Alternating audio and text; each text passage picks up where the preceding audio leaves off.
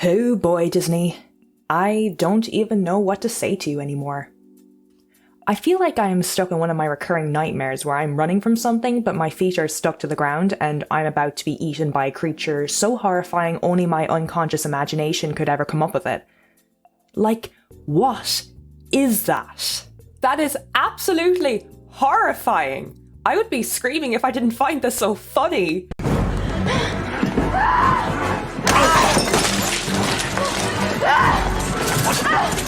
Grandma! Baby!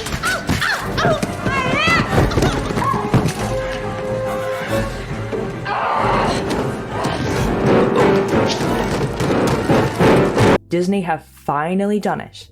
They have quite possibly reached the peak of Mount Humiliation, and I have zero sympathy for them. As I say to people whenever they do heavy drinking on the night before important assignments or exams are due and then wake up the next morning with god-awful hangovers, you have no one to blame but yourself. A few days ago, Disney at long last released the new trailer for the upcoming Snow White and the Seven Dwarfs remake. I guess they realised they couldn't avoid the storm any longer. Don't make unnecessary journeys! They already had to delay the film for about a year due to all the monumental controversies surrounding it. I imagine the PR and marketing teams for the film are working overtime trying to fix the mess this film is making. One of the main issues surrounding this film, of course, is its star. Rachel Zegler has faced a lot of controversy recently with certain comments that she made in interviews and on social media, and it's fair to say that a lot of people feel put off by her behaviour, which many have described as egotistical and narcissistic. But I'm not here to talk about my opinion on her behaviour specifically or even her as a person, just some comments that she made in interviews about this film. Otherwise, I will just be focusing on the actual trailer here and the various controversies surrounding this film. I mean, if this film tanks at the box office, which it will, it won't just be because people don't like the main actor's attitude. Even without the Rachel Zegler drama, this film looks like a hot mess. The budget has recently been revealed, and apparently this remake has a budget of $213.9 million. That makes it one of Disney's most expensive live-action adaptations. It also seems that the UK government has offset some of the production costs, giving £29.5 million of tax relief over to Disney. Even so, it will need to make huge numbers in order to turn a real profit, especially since those numbers are from 2023 and don't count the cost for the reshoots and post-production that has taken place since then. It will be very interesting to see just how much the budget has been blown up. But anyway, let's dive in, shall we? So lads, buckle in and grab your sunglasses because without proper eye protection, this may require eye surgery afterwards.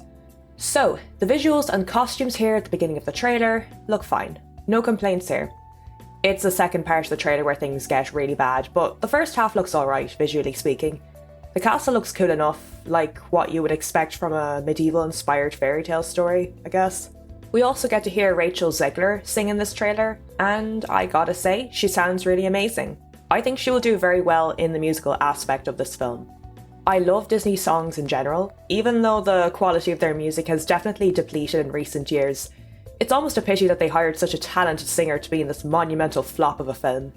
But that bob hairstyle is not doing Zegler any favours. Like, what were the stylists thinking? In no way does that bob hairstyle suit her. As for the costumes, the red dress looks alright, from what I can see, I guess. But as for the iconic blue, yellow and red gown, nope, it just looks like a cheap cosplay. It's very disappointing. The yellow looks very weird and clashes with the rest of the dress. I think the Queen looks really good, I have to say. Like, side by side, that's a pretty accurate rendition of the original Queen, and I like the cold, stunning vibes she's giving off. I also don't mind what I've seen of Gal Gadot as the evil Queen so far.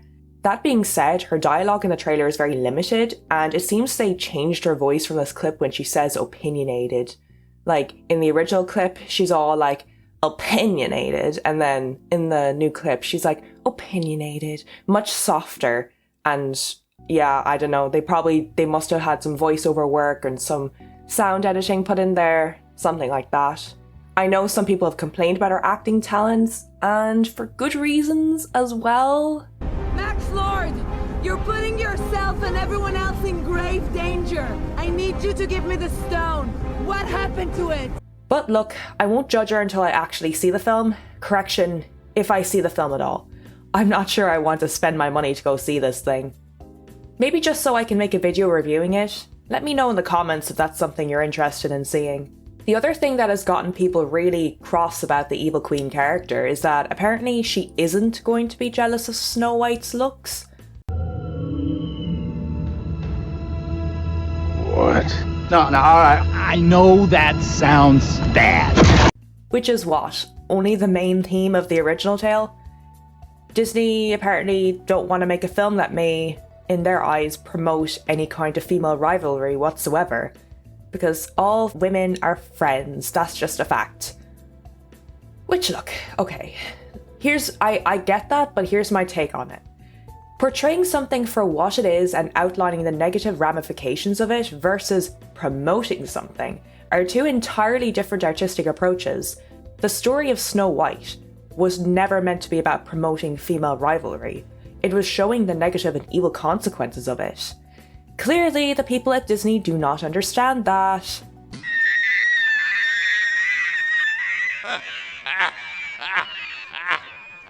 Getting rid of the "who is the fairest of them all" theme is like a slap in the face to the people who worked on the 1937 film. A film, by the way, which I still love and is an absolute classic. It's like Disney are trying to cleanse it of everything they find disagrees with their worldview, which is that young women absolutely aren't jealous of one another and there aren't any rivalry problems among that demographic group, which is ridiculous. I, as a woman myself, have experienced just how mean girls can be and what jealousy can do to a person if it goes unchecked. Especially in my teen years. Girls suffer with insecurity constantly with being on social media and having to endure being in girl groups where they always feel the need to compete and live up to wild beauty standards. Hence the rise in plastic surgery and Botox among young women. Female rivalry is one of the core themes in the Snow White fairy tale. And for a good reason. It is a story of how people, especially women, can become obsessed with their own beauty and looks, which can often lead to extreme jealousy and insecurity. I know murder isn't what most women go for, obviously, but you get my point. Self-obsession can be dangerous, not just for others, but for yourself. Valuing yourself is always important, but in this day and age of social media and plastic surgery, people can become paranoid and consumed with the thought of one day losing their youth and beauty. The point of that theme is to show that inner beauty is what matters, not physical beauty. That is a powerful theme for this day and age and an important lesson to teach girls and women. Moving along, the magic mirror looks cool, I guess. The effects look alright. One of my favourite aspects of the original film was the magic mirror itself and just how downright creepy and fantastical it was. So yeah, no issues here effects-wise. But the real problems begin with this nauseating CGI use in the forest. Like, what am I looking at here? This is like what I see when I've been sunbathing with my eyes closed and when I open them I'm suddenly being attacked by glaring multicoloured light from all directions. The animals also look really creepy. Ugh, why is that tortoise smiling like that? That's so weird. But that's not even half as bad as the dwarves Disney have given us. Oh God, please, no! No! No! No! Like, what is that? Explain to me what I'm looking at here. Disney, you cannot be serious. You cannot be selling this to me. Oh my goodness. This is an absolute joke. Look at their dead eyes. Are they even alive? Are they zombies? No, worse. They're AI-generated minions coming to take over the world. What else is new? Trust me, if you want to torture somebody, shove them in a room with these things, or play these scenes on repeat. This is enough to send classes of toddlers into screaming fits. Like, if Disney even considered the psychological implications of these things, they are going to traumatize an entire generation of children. Parents' lawsuits incoming, I guess. I'm not even going to try to compare them to the original animated dwarves because, like, what is there to compare? Imagine being one of the animators working on those monstrosities day after day, staring at their dead, soulless eyes and creepy grins. Oh, I would need therapy for the rest of my life. Apparently the reason why the dwarves look so awful is because Disney had to make changes to the story after some certain behind-the-scenes photos leaked. Instead of 7 dwarves, there were going to be 7 magical forest creatures or something, and then when the internet reacted negatively to the pictures, Disney backtracked and gave us these monstrosities instead. Honestly, the worst thing is that Disney chose not to cast real actors in these roles. That's 7 people who could have been given the opportunity of a lifetime to be in a Disney film playing the 7 dwarves. But thanks to certain comments made by a certain famous actor, Disney decided to go down what they believed to be the safe route, and in doing so managed to offend people with dwarfism anyway. Well done, Disney, and well done, Peter Dinklage. Moving on, we also see the prince, who will be played by Andrew Burnap, and the only reason I know his name is because Rachel Zegler joked about him getting fired from the film. Yeah, because that's a very funny thing to laugh about. An unknown actor losing their job in a blockbuster film? Hilarious. Well, don't you know, it's Hollywood, baby! From the looks of it, the prince is going to be the one getting rescued in this film. I'm telling you. If Gal Gadot and Rachel Zegler's remarks are anything to go by, that is. Well, looks like it's going to be the same as Eric, I guess. Which, look, at face value, saving the prince isn't entirely a bad story idea. I'm not against retellings of Snow White or any fairy tale where the princess gets some action and the prince gets saved. It's been done before many times, and if it's done right, I'm all for it. But to be honest with you, at this rate, I am really sick and tired of seeing the strong, independent woman stereotype who saves the weak prince character. Additionally, we know from interviews that Snow White isn't gonna be looking for true love, she just wants to become a ruler and save her kingdom from the evil queen, which again, we've seen before. But that begs the question, where does the prince character fit into all of this? How is she gonna be woken up? Is this even going to be a Snow White story, or are we getting something else entirely? Is the prince going to be the one to get poisoned instead? It would not surprise me at this rate. There's a big focus on her love story with a guy who literally stalks her. Yeah. Weird. And no, Rachel, Snow White does not get stalked by the prince.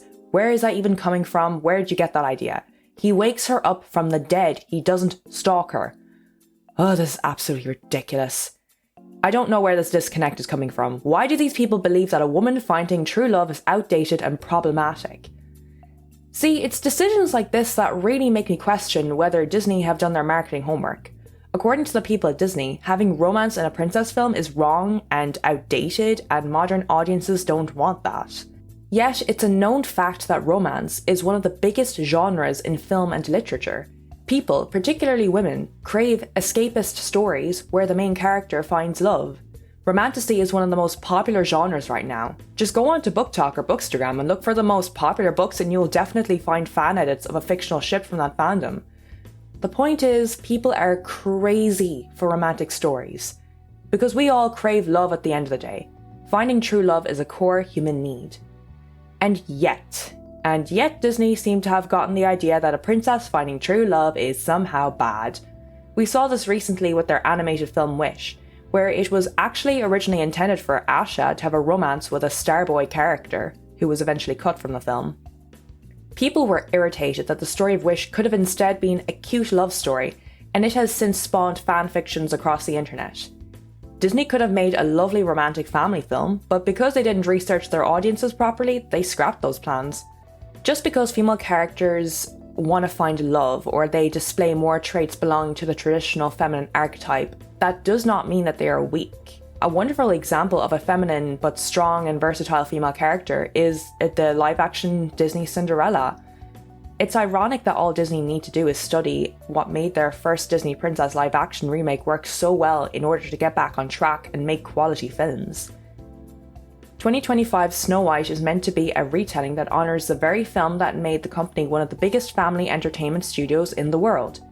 And judging by the snide comments of the actors about how Snow White is outdated and problematic, it seems to me that Disney do not respect the original film at all and don't seem to understand why it is considered to be the most important film in cinematic history.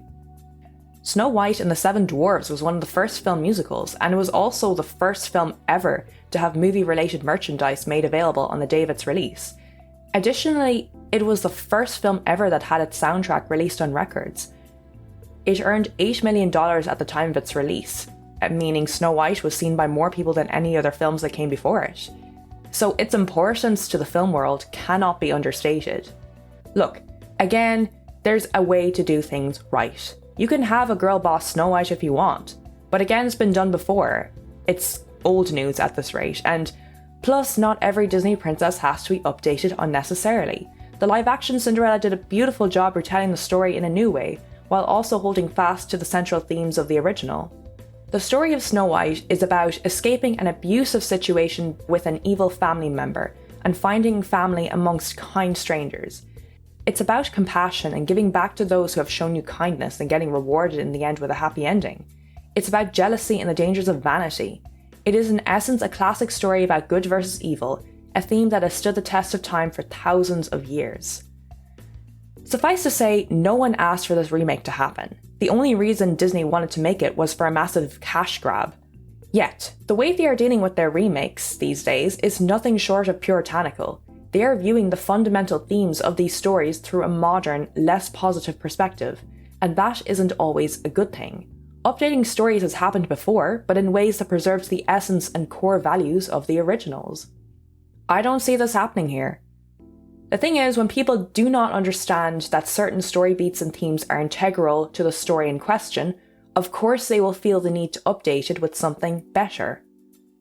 One recent example of this happening in a Disney remake that particularly aggravates me is the updated song lyrics in Kiss the Girl in The Little Mermaid, because they apparently wanted to make it extra clear that both parties were fully consenting. Like, excuse me? Have they not even seen the original Little Mermaid? What consent issue? She's the one coming on to him. She is 100% consenting to this. Okay, I'm not gonna say anything. This is for a different video. So, quick update. I've just seen here that Greta Gerwig is one of the screenwriters for this film. Which, okay then. The plot of this film really doesn't surprise me now, considering what her film style is. Now, don't get me wrong, there's a lot to like about Gerwig's films. I like Lady Bird and her adaptation of Little Women, but considering what she likes to write about thematically and then what the story of Snow White is, I don't think they mold together very well. That's two completely different creative perspectives clashing. So really, is it any surprise that there's been such backlash to all these updates to Snow White's character in particular? I don't know, I'm just saying. In this Forbes article, a man called David Hand, whose father was an animator who worked on the 1937 Snow White film, is interviewed. He stated that he wasn't happy at all with this new adaptation and said that his father and Walt Disney would both be turning in their graves and called this film an absolute disgrace. Well, I don't disagree. Suffice to say, things are not looking good for this film at all, and I suppose in the few months before its release, things are probably not going to get any better. That's my guess. Disney made a mountain out of a molehill with this one. Honestly, if you just want a good Snow White retelling, I would just go watch one of the older ones. Like, I don't know, one of the German Märchen films. You will have a much better time with them. Trust me. Well, that's it from me today. Thank you very much for watching this video.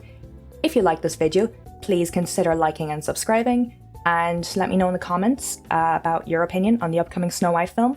And in the meantime, I will see you later.